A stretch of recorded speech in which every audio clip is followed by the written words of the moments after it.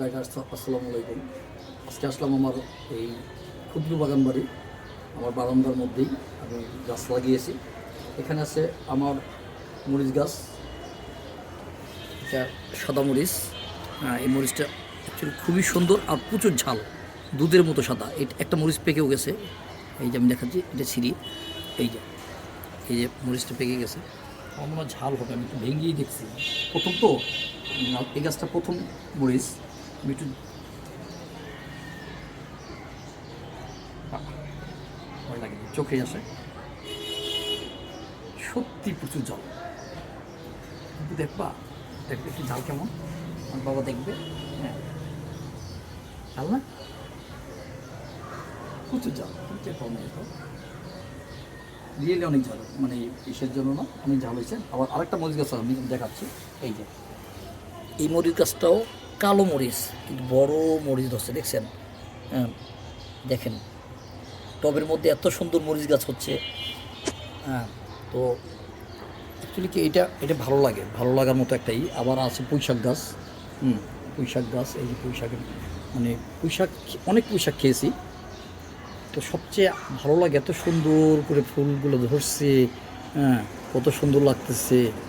আবার পুঁয়ের গোটাগুলো এই যে পেকে গেছে। আমার পাকা পুঁয়ের গোটা কিন্তু আমার কাছে ভাজি খুব ভালো লাগে, প্রচুর ভাজি। এইটা এত টেস্ট, এত ভালো লাগে যে বলে বোঝানো যাবে না কাউকে, ঠিক আছে?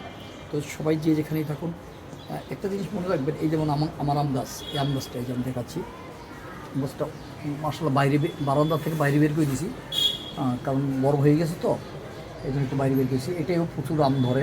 গত বছর আমার 55টা আম ধরছিল, 55-60টার মতো আম ধরছিল। একটা আম টিকছে, সরি 3টা আম টিকছে। 3টে আমের মধ্যে দুইটা আম বড় হয়েছিল, আর একটা হয়েছিল 1 কেজি, 1 কেজি একটা আম হয়েছিল। এই যে আম গাছটা, এইটা তো আমি বারান্দা থেকে বাইরে বের করি সেই জন্য। হ্যাঁ, আর টপটা রাখছি, এই যে গোড়াটা এখানে রাখছি। আর একটা হইলো যে একটা ফুলের, এটা একটা পাতা, একটা সুন্দর একটা টবের মধ্যে পাতা করা হয়েছে। তো অ্যাকচুয়ালি সবাই যে যেখানেই থাকি, আমরা প্রত্যেকটা মানুষের একটা অক্সিজেনের প্রয়োজন হয়, বা রাত যদি বারান্দায় থাকে তাহলে আমাদের প্রকৃতির সৌন্দর্যটা ভালো লাগে। এটা একটা আকর্ষণ, একটা মনের একটা ভাষা প্রকাশ করার একটা জায়গা লাগে। গাছের সাথে কথা বলা, পশু পাখির সাথে কথা বলা, সব কিছু মিলিয়ে মানুষের জীবনে লাগে।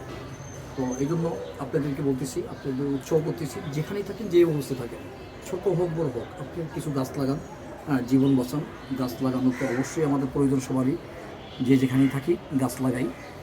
আর আরেকটা কথা বলতে কি, সবাইকে পরিবারকে সময় দিই।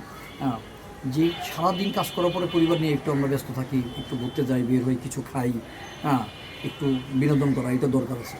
হ্যাঁ, ট্যুর করো, বিনোদন করো। আমি কিন্তু ট্যুর করি, আপনারা অনেক জানেন। অনেকেই বলেন যে মিজান তুমি এত ট্যুর করো কি? এটা মনের ব্যাপার, ভালো লাগার একটা বিষয়, ভালো লাগার একটা বিষয়। যার মনে চায় না, ভালো লাগে না, তার মন তো মরে গেছে। আর যে ট্যুর করে তার মন সতেজ আছে, ঠিক আছে?